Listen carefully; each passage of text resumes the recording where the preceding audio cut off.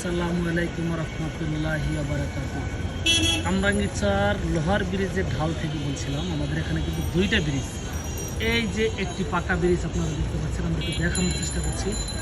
এটা পাকা ব্রিজ, এটা হলো লোহার ব্রিজ। ঠিক দুইটা ব্রিজের মাঝখান থেকে যে একটি ম্যানহোল আছে, অর্থাৎ যে পানি বের হয়, নর্দমার যে পানি বের হয় আমাদের এই যে বুড়িগঙ্গা নদীতে, সেই নর্দমার সাথে যে আসলে আমরা জানি শুধু ময়লাই আসে তা কিন্তু নয়, এই ময়লার সাথে সাথে অনেকগুলো প্লাস্টিকের গুঁড়াও আসে, যেটা আমরা এখনই আপনাদেরকে একটু দেখানোর চেষ্টা করছি।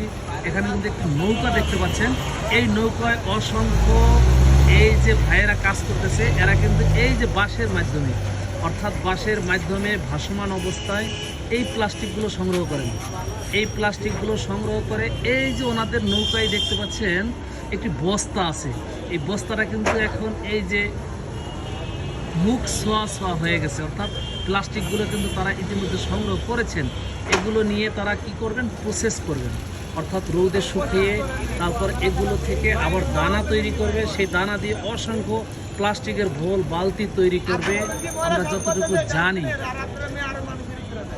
এবং আমরা আপনাদেরকে একটু দেখানোর চেষ্টা করতেছি, এই যে এগুলো কিন্তু ময়লা না, অর্থাৎ এগুলো যে প্লাস্টিকের যে গুঁড়াগুলো এই পানির সাথে সাথে ম্যানহোল দিয়ে, এই যে ম্যানহোলটা আপনাদেরকে একটু দেখানোর চেষ্টা করছি, এই ম্যানহোল দিয়ে চলে এসে এই বুড়িগঙ্গা নদীতে এসে পৌঁছায়।